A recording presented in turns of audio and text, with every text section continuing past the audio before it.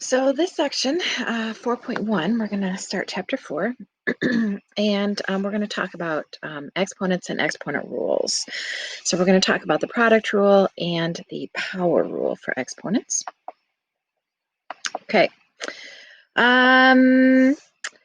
Let's suppose we have 2 times 2 times 2. Well, we can write it this way, but a quicker, easier way to write it is using exponents. So because we're multiplying the same thing repeatedly, we would say 2 to the third power, because I have 3 2's being multiplied together. So this is what it would look like in exponential form. When it says evaluate, that means actually multiply it out. So 2 times 2 times 2 is not 6. It is 8. So make sure you're not doing 2 plus 2 plus 2, because that would be incorrect. So 2 to the third power, exponential form, and if we multiply it out, we get 8. Identify the base and the exponent, and then evaluate. Now, be really careful with these two, in particular when you put it in your calculator. If you mean this, and enter this in your calculator, it will give you the wrong answer. So it's not that the calculator gave you the wrong answer. It did exactly what you told it to do. You just told it to do the wrong thing. So the base, what we are repeatedly multiplying is -2, and we're doing it 6 times. So what this means actually is -2, -2. I've got 3 of them, 4 of them, 5 of them, 6 of them. Okay, so that's what that means. And if we evaluate it, negative times negative is positive, negative, positive, negative, positive. Final answer will be a positive number. So 2, 4, 8, 16, 32, we're going to get a positive 64. Okay. On the other hand, the base for this one is 2. It is not -2, it's just 2. So what this one means is -2, 2, 4, 5, 6.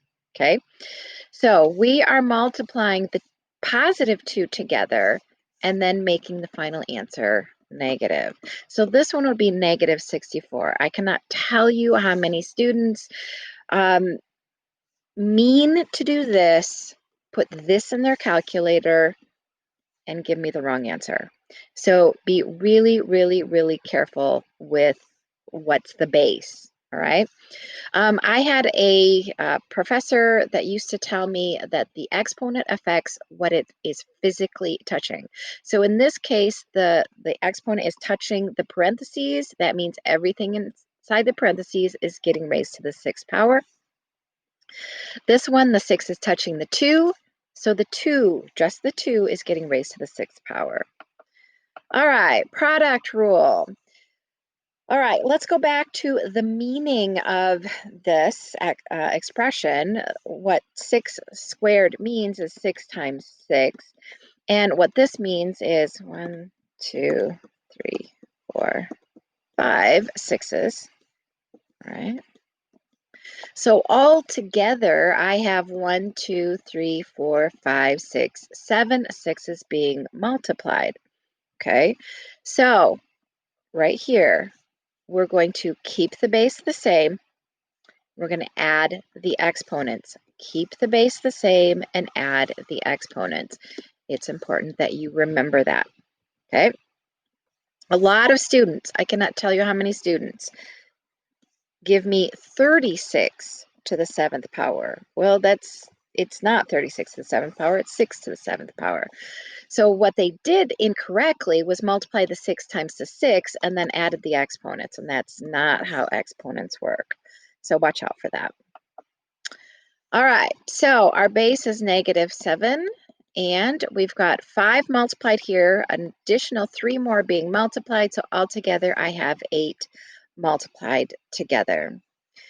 For this one, I'm going to rewrite this as my coefficients multiplied together and then my variables multiplied together.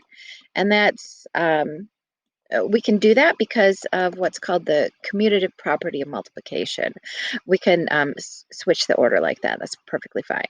So we get negative 12, and then we are going to add the exponents together. I've got 5 of the p's right here and 8 of them here, so altogether I have 13 being multiplied. All right, same idea. I've got 1 here, and I've got 4 more, so altogether I have 5 m's being multiplied. I've got, let's see, I've got 7 plus an additional 6, so altogether I have 13 z's being multiplied. Let's take a look at this one.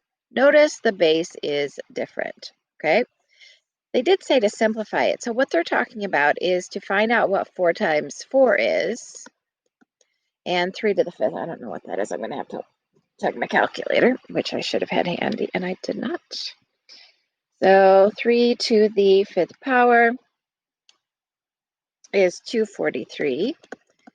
And then we're going to multiply 243 times 16. We cannot, 3, 8, 8, 8. We cannot combine these in any way. We can't, other than just multiplying it like this. We cannot put the base together and add the exponents. It doesn't work. The base has to match. In the same way, we can't combine these either because we are adding instead of multiplying. So remember, exponents have to deal with multiplication as opposed to addition. So the only way we could simplify this would be to find out what 6 to the 4th power is. And that is 1296. And 6 squared is 36. And then add those together. We have 1332. Okay. This is called the power rule. When we have an exponent raised to an exponent, we multiply the exponents. Let's, again, let's see why. So I have 3 squared and I'm raising it to the 4th power. So I've got 3 squared and I've got 4 of them. 3 squared. Okay, so I've got 2 3s, another 2 3s, another 2 3s, and another 2 3s being multiplied together. So 2, 4, 6, 8 3s all together being multiplied. So when we have a power raised to a power, so this is like repeated addition with the exponents. I've got a 2 and another 2 and another 2 and another 2. So altogether I have 4 2s, which gives me 8 2s, or sorry, 8 3s being multiplied together. All right, 6 squared raised to the 5th. So I've got 5 of these. How many do I have so far? All right, so I've got 5 of those. So 2, 4, 6, 8. Altogether, I have 10 6s being multiplied together. Or a shortcut, 6 2 times 5 is equal to 6 to the 10th. All right. This one, again, you can write it out, or you can take the shortcut. You're going to multiply the 4 times the 5 and get z to the 20th power. All right. Okay. This is similar to the power rule. It's just kind of like a corollary to the power rule, if you will. If I have, this has to be multiplication, has to be multiplication, has to be multiplication, has to be multiplication. If we have 2 things multiplied together, raised to a power, that's equivalent to raising each one to that power. So take a look at this. I have 5 of these. 2, 3, 4, 5. 1, 2, 3, 4, 5. Okay, so I could rewrite this as 5 2s and 5 p's. But once again, it has to be multiplication. If it's addition, if you had 2 plus p to the 5th power, It is not equal 2 to the 5th plus p to the 5th. Addition has completely different rules from multiplication. So please, please, please, please don't don't make this mistake. All right. All right, so we're going to raise 3 to the 5th power. We're going to raise a squared to the 5th power, and we're going to raise b to the 4th to the 5th power. All right, 3 to the 5th, I'm just going to leave 3 to the 5th as 3 to the 5th. You can actually multiply it out, but it's probably a big enough number that it's probably just easiest to leave it as an exponent.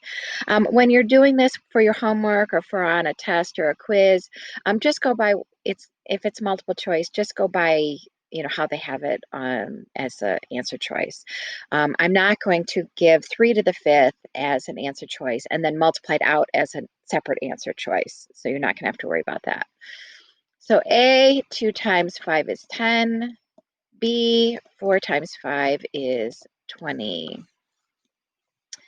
All right, now we have a -3 to the 3rd power, m squared to the 3rd power.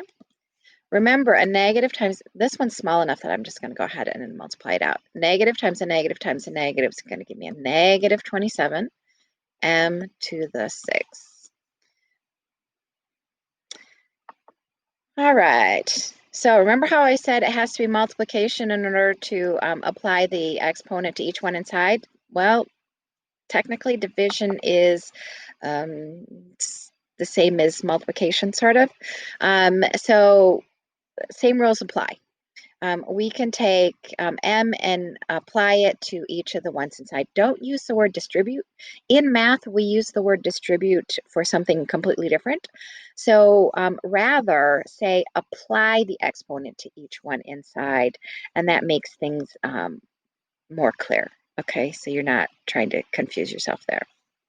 So I've got 5 thirds to the 2nd power. I am going to raise each one to the 2nd power. If we want to simplify that, we would end up with 25 over 9. All right, so we're going to take the 3 to the 3rd power and the x to the 3rd power. And if we simplify that, we get 27 over x cubed.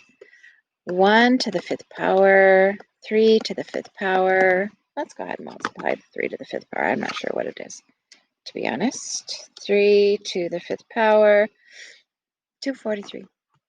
1 over 243. So that one example that we just got done doing where I said, let's just leave it, we probably could have multiplied it out. But, there you go.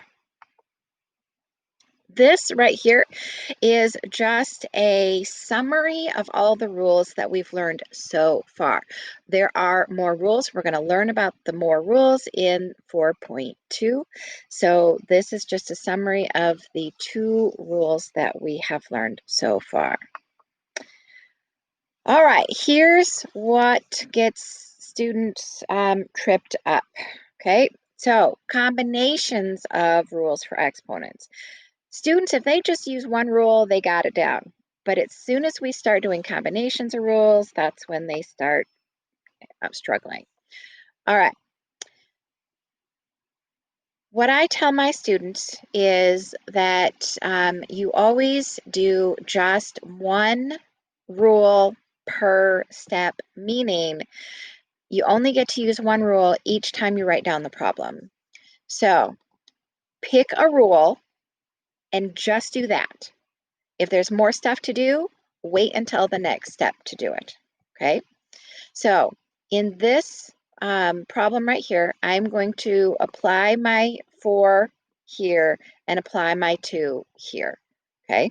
So one rule, one step, one rule. 1 to the 4th, 5 to the 4th, times 2 squared times x squared. Okay. There are no other exponent rules that we have, okay? So we don't have any bases multiplied together or anything. So what I'm going to do now is I'm going to simplify this. 1 to the 4th is 1. 5 to the 4th, I think is 625, but let me double check. 5 to the 4th is, 625. And 2 squared is 4. And x squared is just x squared. All right. Now, remember, when you multiply a whole number times a fraction, you multiply the top, you multiply the bottom. Let's see, I kind of said that wrong, but there we go. I actually didn't say it wrong. Never mind. Moving on. All right. So again, we have a power raised to a power. So we start with the outside. Okay. So we're going to raise each thing to the second power. So 5 to the second power, k cubed to the second power, and 3 to the second power. Well, we actually have one more exponent rule that we can do. So don't try and take care of it all at once. One step, one rule. So 5 squared is 25, k cubed to the second power. We're going to multiply the exponents over 9. One rule, one step. So, and if you've got a exponent out here, that's what you're going to start with. So we are going to -3 to the third, x to the third, y squared to the third. Now I'm going to do this one, x squared to the fourth, and y to the fourth. Okay, so we did this rule. Now we have a power raised to a power. So we're going to do that rule next, and we can go ahead and simplify as we go. -27x cubed, multiply the exponents, y to the 6th, multiply the exponents. Okay, now notice I've got x's here and here, y's here and here. So I'm going to rearrange it. X cubed, x to the 8th, y to the 6th, y to the 4th. And then I am going to use the product rule. So I'm going to add the exponents. So I've got 3 x's multiplied here, 8 x's multiplied there. So altogether, I have 11 x's being multiplied and 10 y's being multiplied. And there you go. Okay, so I want you to write this down because this is important. When you are doing exponent rules, I always have students like stop too soon. They'll like stop here and then they don't go any further. So you cannot stop simplifying until 3 things are satisfied. First thing is the coefficient. So have you simplified the coefficient? In this case, we did because we multiplied -3 times -3 times -3. So coefficient. Second thing, we haven't talked about this yet, but we cannot write our answer with negative exponents. So coefficient, negative exponents. The last thing is we can only write the variable once. Notice I had x's here and x's here. I have to combine them. I cannot leave them as separate variables. So all of your variables, they can only be written once. If you have them written more than one time, then you have to combine them, whatever rule needs to apply. All right, so those are the 3 things. The coefficient, negative exponents, we haven't talked about that yet, and only write the variable once, each variable once. All right, there is a problem like this on the test, so please make sure that you know how to do this problem. Area means multiply length times width. So we're going to take our 8x to the 4th and multiply 4x squared. 8 times 4 is 32. X to the 4th times x squared. We add the exponents. I've got 4 x's times 2 more x's, and we have 32x to the 6th. All right.